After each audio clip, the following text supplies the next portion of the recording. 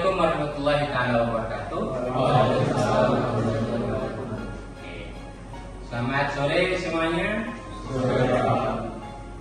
Gimana kabar hari ini? Baik ya. Gimana pertemuan di minggu kemarin? Ada yang merasa kebingungan?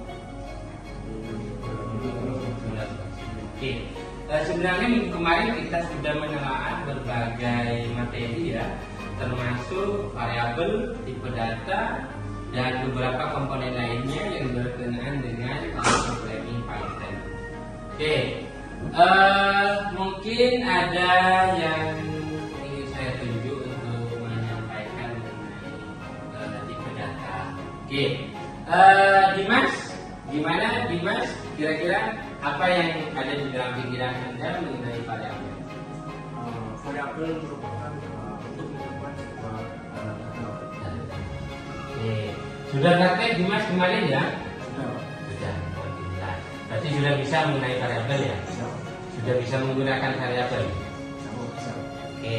Doni, gimana Mas Doni? Tipe datanya? Paham.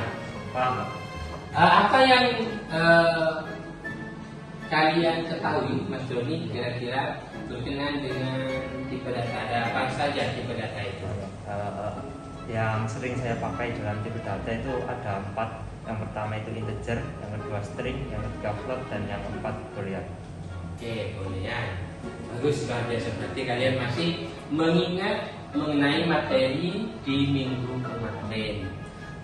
Sebelum saya melanjutkan kepada materi yang akan saya bahas pada minggu ini, kira-kira ada yang tidak hadir pada perkuliahan kali ini? Rahman. Rahman sama siapa? Sendiri cuma ya? Ternyata Rahman tidak hadir pada kesempatan kali ini. Nanti mungkin bisa disampaikan berkenaan dengan materi yang akan saya sampaikan hari ini. Pada hari ini kita akan mengulas mengenai boolean, conditional execution, loops, list, logical, and gateway operation. Jadi kalian akan bersinggungan dengan yang namanya boolean value. Boolean value ini tidak akan lepas dari nilai yang berhubungan dengan true or false. Bisa saya mulai ya perkuliahan pada hari ini?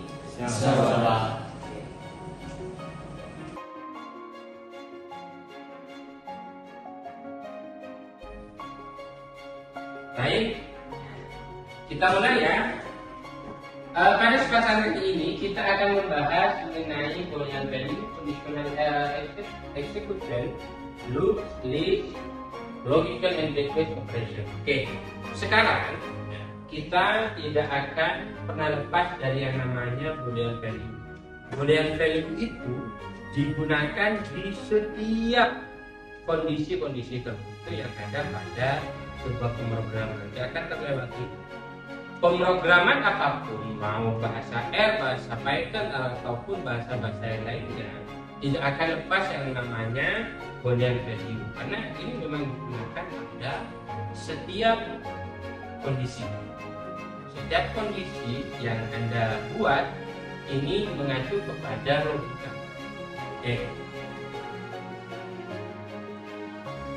Boolean value to compare different value and control the execution path using the if and if else instruction. Jadi di sini boolean ini sebenarnya dikatakan sebagai nilai pembanding pada sebuah kondisi di mana instruksi if else itu digunakan dalam sebuah pemrograman.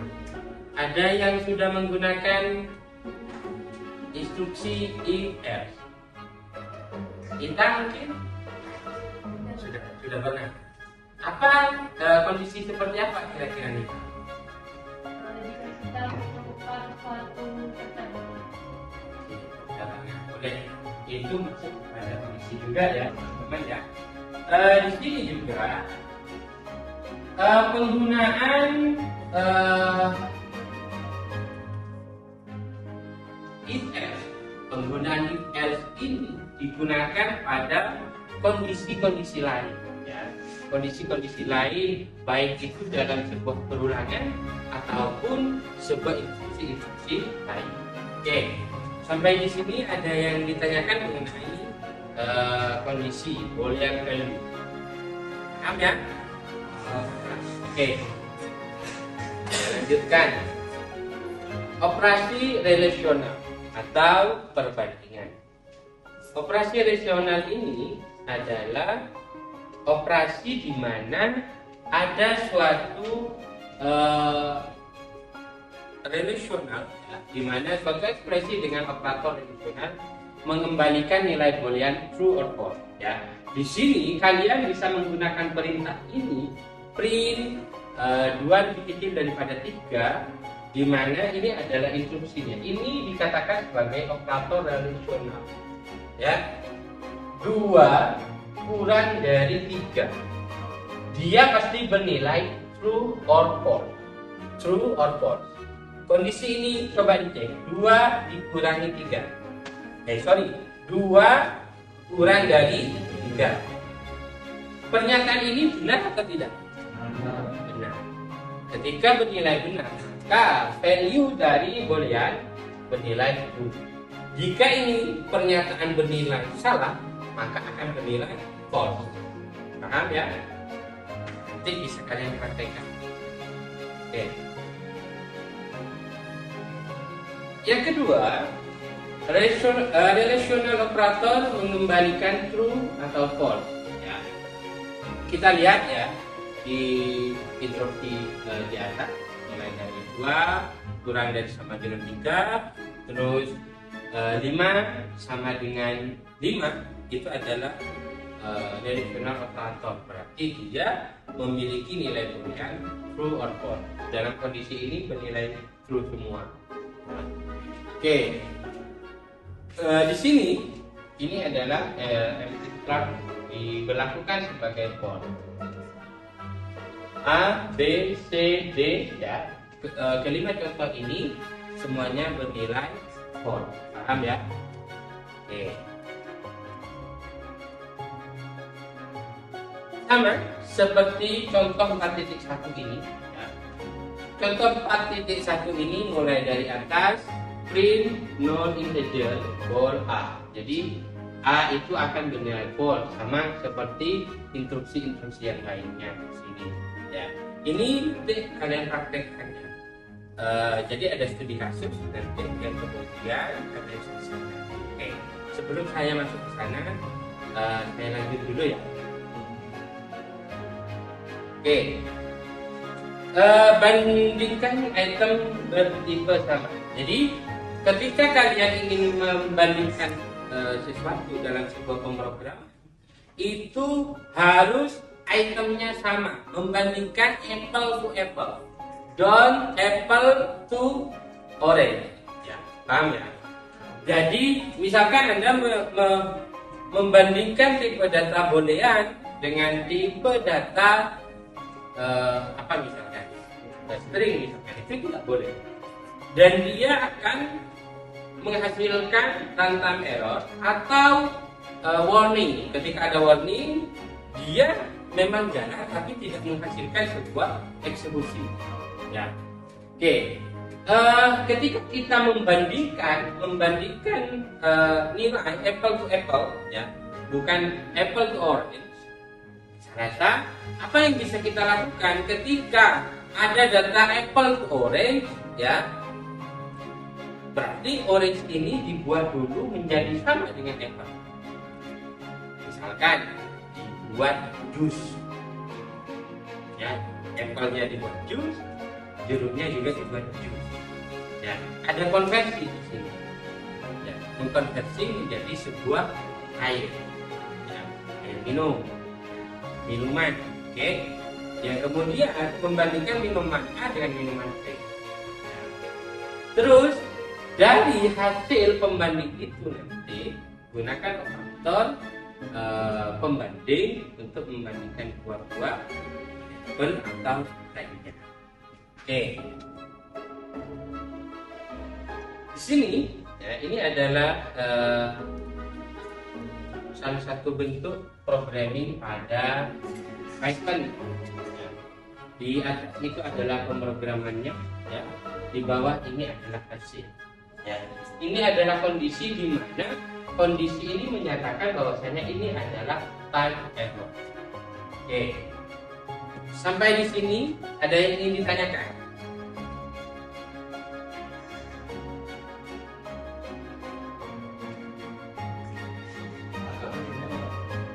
Gimana kalau kita membandingkan tipe data flow dengan tipe data integer? Oke, tipe data flow sama dengan tipe data integer. Oke. Sebenarnya tipe data flow dengan tipe data integer dibandingkan itu sama sih, karena sama-sama angka, bernilai angka. Tapi kalau Anda sudah membandingkan integer dengan string misalkan, itu sudah tidak bisa. Karena dia si string ini harus dikonversi ke dalam bentuk angka dulu, baru bisa dibandingkan. Paham ya? Yang lain mungkin nggak ada yang nanya kenapa ini error. Jadi bisa kita lihat ini Pak, kenapa kok error? Karena lihat di sini ini adalah tipe data integer, ini adalah tipe data string.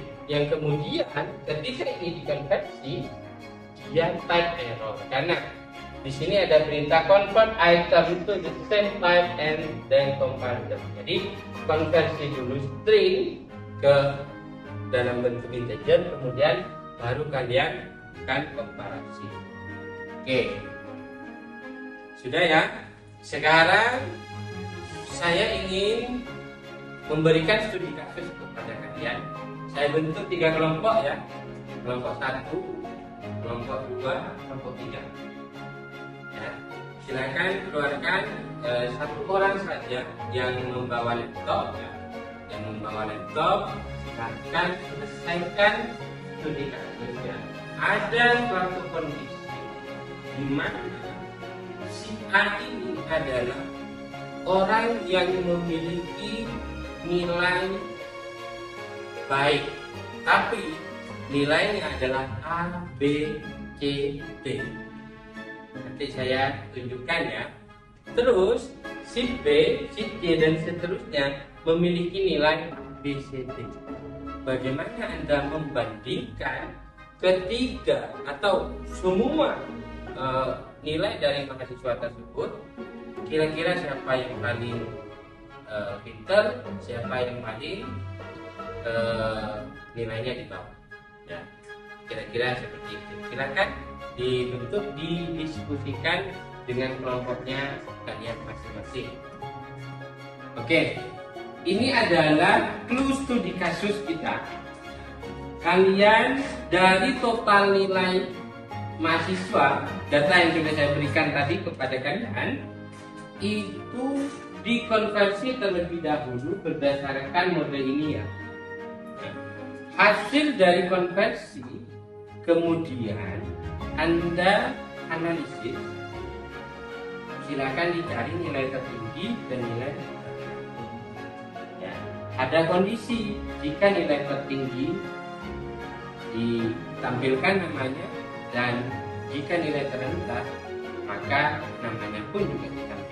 Dan kondisi-kondisi itu berdasarkan algoritma kelompok yang sudah dibentuk ya.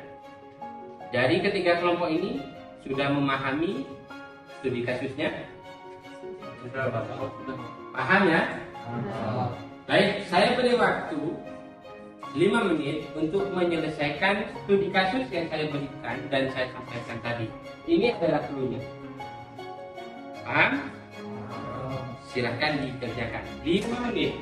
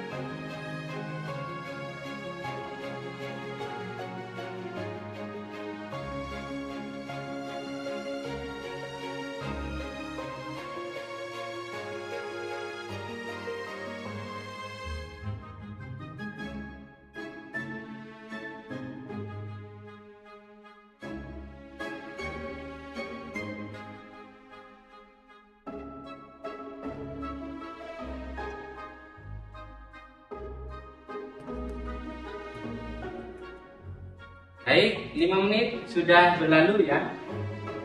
Saya minta ada perwakilan dari setiap kelompok menyampaikan hasil dari diskusi kalian berkenaan dengan studi kasus yang sudah disampaikan tadi.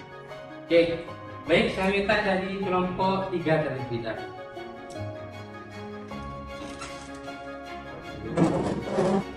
Nah, ini Pak hasil dari kelompok kami. Nah, mungkin ada tanggapan dari Bapak. Oke. Luar biasa ya, kelompok 3 sudah menyelesaikan dengan baik dan algoritma yang sudah disampaikan luar biasa dan penggunaan tipe data, variabel serta kondisi-kondisi yang dibuat dalam algoritmanya sudah luar biasa dan apresiasi Anda juga menyelesaikan dengan baik. Tangan sama, ini kesimpulan akhir dari ketiga kelompok presentasi yang sudah disampaikan berkenaan dengan studi kasus. Kalian pertama sudah mampu menyelesaikan studi kasus ini dengan menerapkan algoritma kondisi. Ya. Algoritma kondisi ini sudah diselesaikan dalam studi kasus. Ini adalah bukti terakhir dari kelompok 3 presentasinya ya. Yang saya katakan pada Boolean value Anda sudah saya katakan berhasil menyelesaikan studi kasus. Mungkin bisa kembali ke tempat, Mas.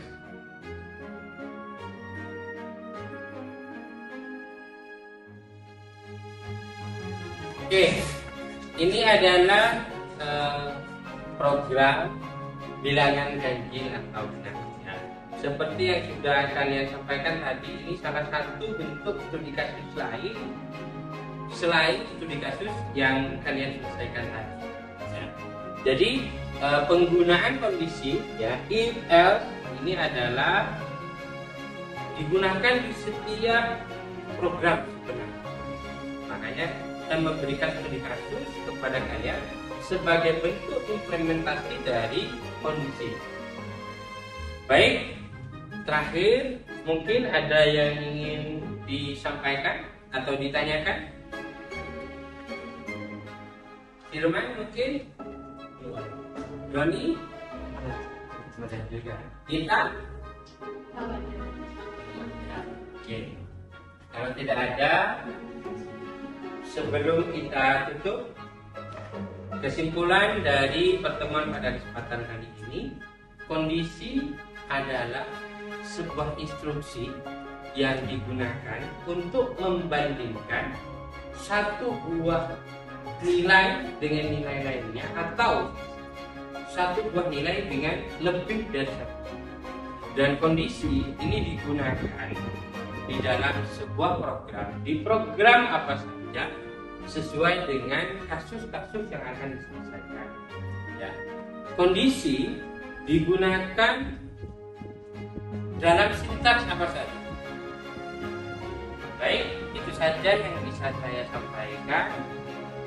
Sebelum kita tutup, marilah kita berdoa terlebih dahulu agar apa yang sudah kita sampaikan pada kesempatan kali ini bermanfaat. Berdoa dimulai.